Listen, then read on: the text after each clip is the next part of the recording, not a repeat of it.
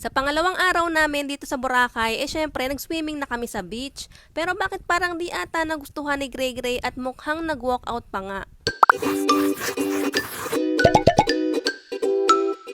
Lumabas kami na nakasuot na ng pang-swimming para after kumain ng breakfast, dediretso na kami dun sa beach. Mga 8 AM na ata nito at inaantok pa talaga kami pero syempre babangon tayo para sa buffet breakfast kasi sayang naman 'di ba? Kapag nagbo-buffet kami, lagi namin unang kinukuhanan ng pagkain si Gray Gray, lalo na kapag breakfast kasi wala yan sa mood kapag gutom. Lahat naman ata siguro tayo, ganun 'di ba? Charot. And since hindi namin pwede iwanan mag-isa si Gray Gray, salitan kami ni Daddy. Kapag tapos na siya kumuha ng pagkain nilang dalawa ni Gray Gray, saka ako tatayo para kumuha naman ng pagkain ko. Para habang kumukuha ako, si Daddy naman yung nagbabantay kay Gray Gray. Anyway, sa totoo lang, hindi kami masyadong nag-expect sa buffet breakfast since mura nga yung room rates. Kasi 'di ba imagine sa 3K plus per night may kasama ng buffet breakfast yon and napakadaming variety ng pagkain na sineserve dito. Sa mga tinapay pa nga lang ang dami ng options at malilito ka na nga kung ano bang una mong kukunin. Bukod sa maganda at malinis yung kwarto dito sa hotel na tinutuluyan namin, talagang plus points yung buffet breakfast. As in masasabi mo na sulit talaga yung bayad mo. And hindi to sponsored ha, talagang satisfied lang kami so far sa stay namin dito. Pero let's see sa mga susunod na araw. Pagkatapos namin mag-breakfast, pumunta na kami sa beach. And grabe talaga yung ganda ng Boracay no, kaya every summer bumabalik kami dito. Hindi namin sure noong una kung pwede makiupo dun sa mga provided na upuan, kaya naglatag na lang kami ng beach mat dito sa gilid habang naglalaro si Gray Gray sa buhangin. Umupo lang kami dito saglit habang ini-enjoy yung napakagandang view, pero maya-maya din, iyaya na namin si Gray Gray na mag-swimming.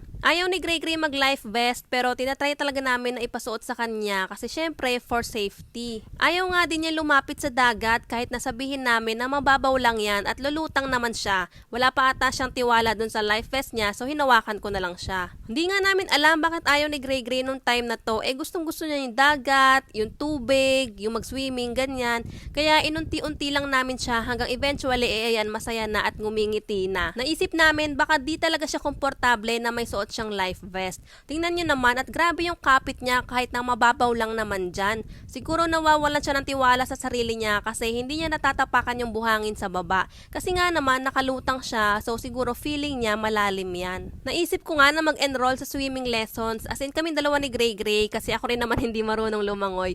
Kaso naiisip ko kaya na kaya ni Gray Gray. Baka kasi mapangunahan siya ng takot tapos diba stranger yung magtuturo so baka hindi siya magtiwala. Anyway, hindi naman namin siya pinipilit kung ayaw niya and marami pa namang araw. Bukas itatry namin ulit dito sa beach tas hindi na namin siya susuotan ng life vest so let's see kung magkakaroon ng difference. Naglakad na siya papunta doon sa gilid at niyayaya na nga din niya ako. So habang naglalaro lang kami sa buhangin, nag-swimming muna si Daddy saglit tapos nag-decide kami na lumipat sa swimming pool. Takot pa rin naman si Gray Gray sa malalim dito sa pool pero mas confident siya kasi abot niya yung pool na pambata at mas malakas yung loob niya na maglublob kasi hindi masakit sa mata yung tubig compared sa dagat, di ba? Ay, isa pa? 1, 2, 3.